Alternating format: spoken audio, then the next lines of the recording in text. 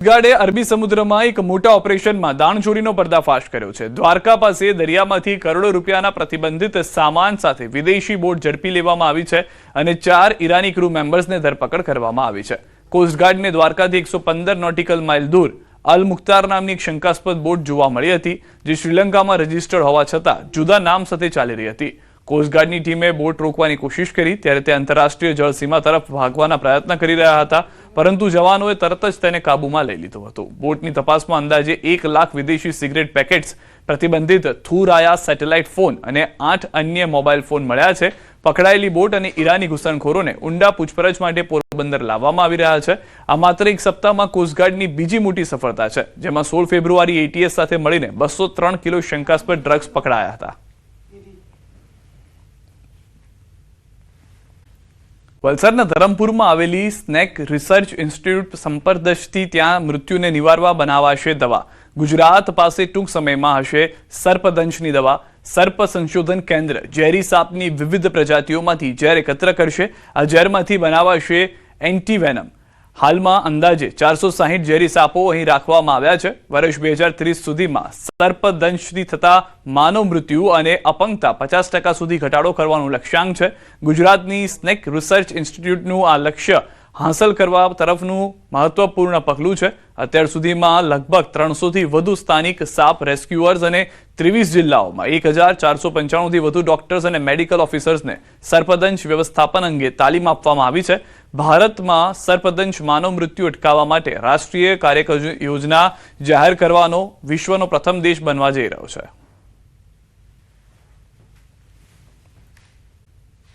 સંસ્કારી નગરી વડોદરામાં દારૂની રેલમછેલ થઈ રહી છે। 48 કલાકમાં દારૂ ભરેલા 2 કન્ટેનર ઝડપાયા છે। એલસીબીએ છેલ્લા 48 કલાકમાં 2 અલગ અલગ જગ્યાએ દરોડા પાડીને કુલ 2 કરોડથી વધુનો મુદ્દામાલ જપ્ત કર્યો છે। કાર્યવાહી દરમિયાન લક્ષ્મીપુરા ગામ પાસેથી 91.10 લાખના મુદ્દામાલ સાથે મહારાષ્ટ્રના રાયગઢના સિંદરપાલસિંહ જટની ધરપકડ કરવામાં આવી છે, જ્યારે એક્સપ્રેસ વે પર પાદરા જવાના કટ પાસેથી વધુ એક કન્ટેનર ઝડપી 94.23 લાખથી વધુની કિંમતનો વિદેશી દારૂનો જથ્થો જપ્ત કરી રાજસ્થાનના બાડમેરના ગોકળરામ જાટની અટકાયત કરવામાં આવી છે। આમ માત્ર 2 દિવસમાં જ 2.25 કરોડનો વિદેશી દારૂ પકડાતા સ્થાનિક પોલીસની કામગીરી સામે મોટા સવાલો ઊભા થયા છે।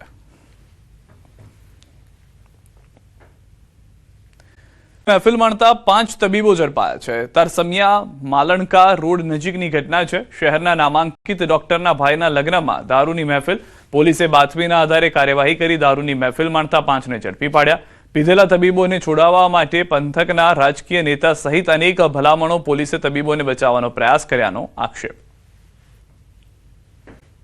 માવજી દેસાઈએ સીએમને લખ્યો છે પત્ર। પત્રમાં બટેકા પકવતા ખેડૂતો માટે સહાય આપવાની માંગ કરાઈ છે। બમ્પર ઉત્પાદન અને યોગ્ય ભાવ ન મળતા ખેડૂતોની આર્થિક સ્થિતિ કથળી હોવાનો દાવો કર્યો છે। આવકની સાથે બટેકા બિયારણ, મજૂરી અને કોલ્ડ સ્ટોરેજના ભાડાનો ખર્ચ વધુ હોવાનું ટાંક્યું છે। જિલ્લામાં 64,948 હેક્ટર જમીનમાં થયું હતું બટેકાનું વાવેતર। ખેડૂતોને બટેકાના વાવેતરમાં વીઘાએ અંદાજે 25 થી 30 હજારના નુકસાનનો દાવો છે। માવજીભાઈ દેસાઈએ ખેડૂતોને સબસિડી અથવા સીધા ખાતામાં સહાય આપવાની માંગ કરી છે।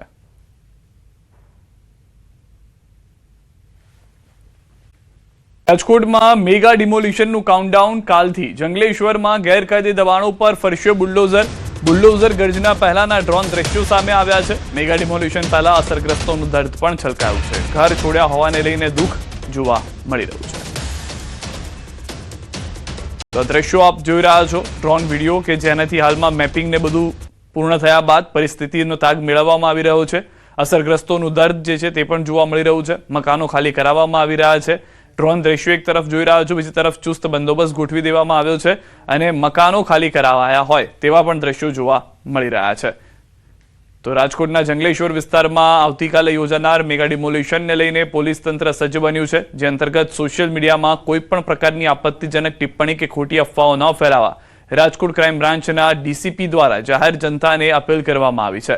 આ મામલે રાજકોટ પોલીસની સાયબર ક્રાઇમ ટીમ દ્વારા સતત મોનિટરિંગ કરવામાં આવશે અને જો કોઈ વ્યક્તિ અફવા ફેલાવતા ઝડપાશે તો તેની સામે કડક કાયદેસરની કાર્યવાહી કરવામાં આવશે।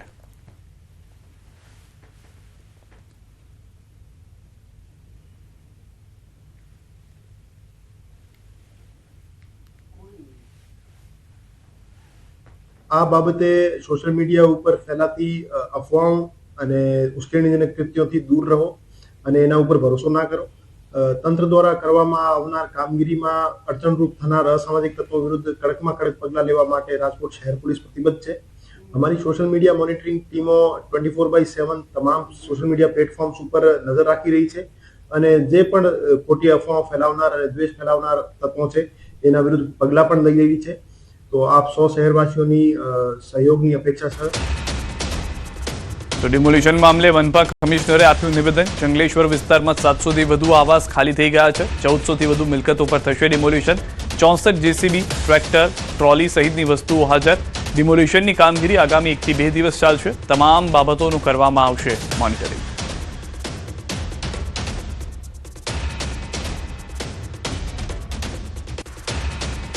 जंगलेश्वर विस्तार में जो रिवर बेड और टीपी के रोड का जो अभी एंक्रोचमेंट रिमूवल चल रहा है उस पर 700 प्लस आवास ऑलरेडी आज के स्टेज में खाली हो चुके हैं. तो 50% से ज़्यादा हमने मशीनरी दिया, लोगों को समझाया तो हो रहा है. उस पर हम कल से डिमोलिशन शुरू कर रहे हैं अच्छे से सुबह से. और बाय एंड लार्ज ये 2 दिन से जो ऑपरेशन चल रहा है हमें अच्छा उसमें रिजल्ट मिल रहा है. તો રાજકોટથી સમાચાર. જંગલેશ્વરમાં ડિમોલિશનનો મામલો. લોકોએ સ્વેચ્છાએ જ કરી રહ્યા છે ડિમોલિશન. બાપુનગર સ્મશાન પાસે આવેલા ગેરેજનું ડિમોલિશન ગેરેજ માલિક દ્વારા જ કરાયું ડિમોલિશન. કુલ 1400 થી પણ વધુ મિલકતો પર ફરવાનું છે બુલડોઝર. અત્યાર સુધીમાં કુલ 7 મિલકતો ખાલી થઈ ચૂકી છે.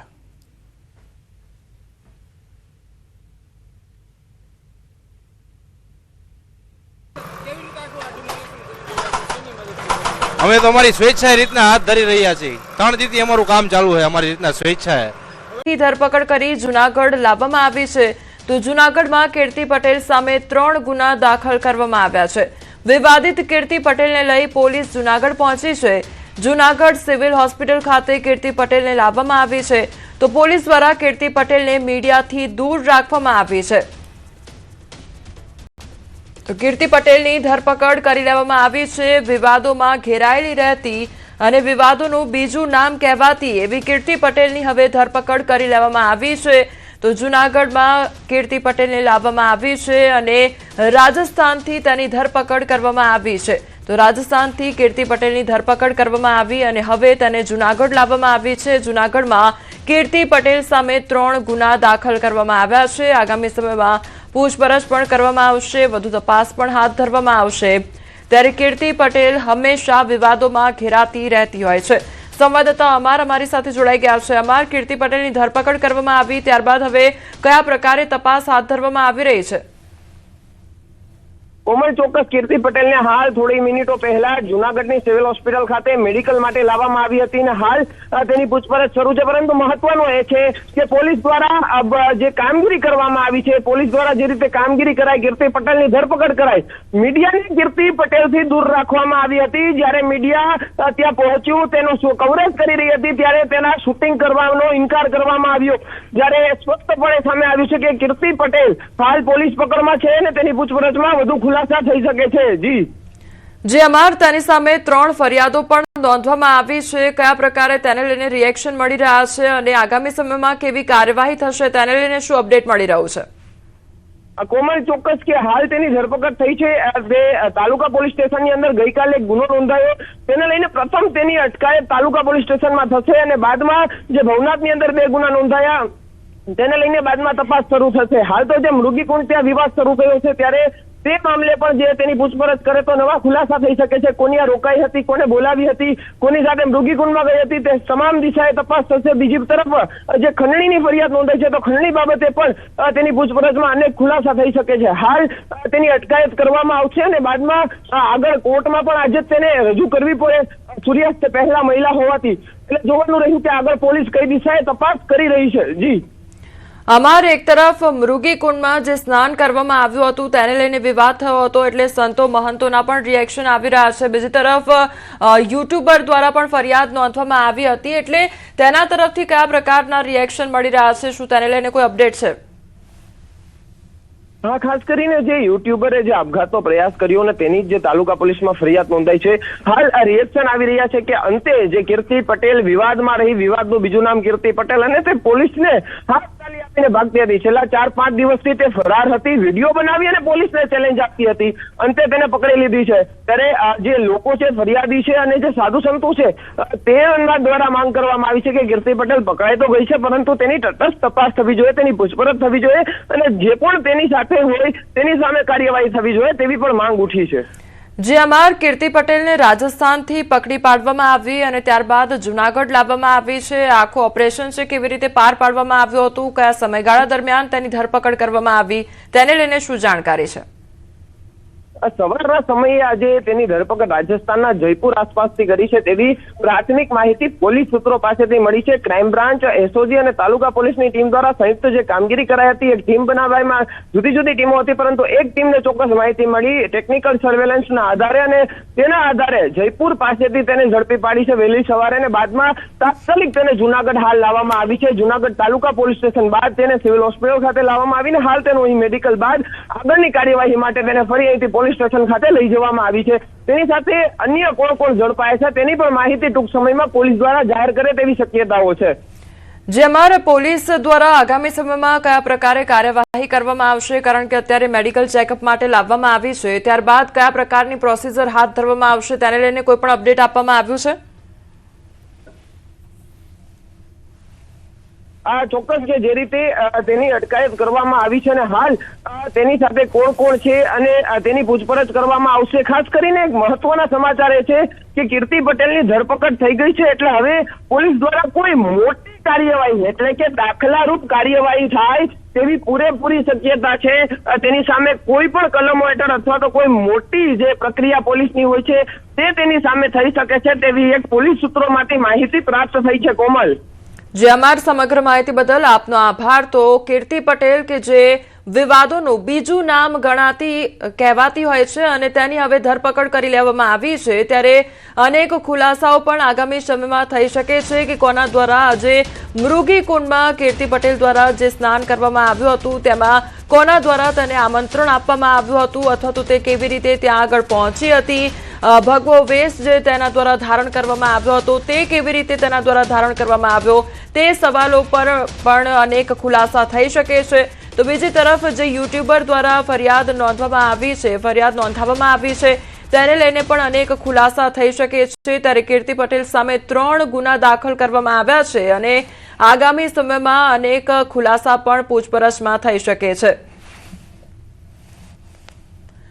તો કીર્તિ પટેલની ધરપકડ કરવામાં આવી છે, ત્યારે પોલીસે રાજસ્થાનથી આ કીર્તિ પટેલની ધરપકડ કરી લીધી છે અને સિવિલ હોસ્પિટલ ખાતે તેનું મેડિકલ ચેકઅપ કરાવવા માટે તમામ જે પ્રોસિજર છે તે કરાવવા માટે તેને સિવિલ હોસ્પિટલ ખાતે લઈ જવામાં આવી છે અને ત્યારબાદ ફરી એકવાર તેને પોલીસ સ્ટેશન લઈ જવામાં આવશે. પરંતુ આગામી સમયમાં અનેક મોટા ખુલાસા થઈ શકે છે, કારણ કે મૃગી કુંડમાં તેના દ્વારા સ્નાન કરવામાં આવ્યું હતું. કીર્તિ પટેલ જે હંમેશા સોશિયલ મીડિયા પર તેની વાતો મૂકવામાં આવતી હોય છે અને અપશબ્દો તેના દ્વારા બોલવામાં આવતા હોય છે, બફાટ તેના દ્વારા કરવામાં આવતો હોય છે અને હવે એ જ કીર્તિ પટેલ દ્વારા આજે જુનાગઢમાં મૃગી કુંડમાં સ્નાન કરવામાં આવ્યું હતું. ત્યારબાદથી અનેક વિવાદનો વંટોળ સર્જાયો હતો. સંતો મહંતો દ્વારા રિએક્શન આપવામાં આવ્યા હતા, સંતો મહંતો દ્વારા વિરોધ પણ કરવામાં આવ્યો અને આખરે તેના સામે ફરિયાદ પણ નોંધવામાં આવી હતી. તો બીજી તરફ પીઆઈ દ્વારા પણ ફરિયાદ નોંધવામાં આવી હતી અને આ તરફ જે યુટ્યુબર છે તેના દ્વારા પણ ફરિયાદ નોંધવામાં આવી હતી. એમ કુલ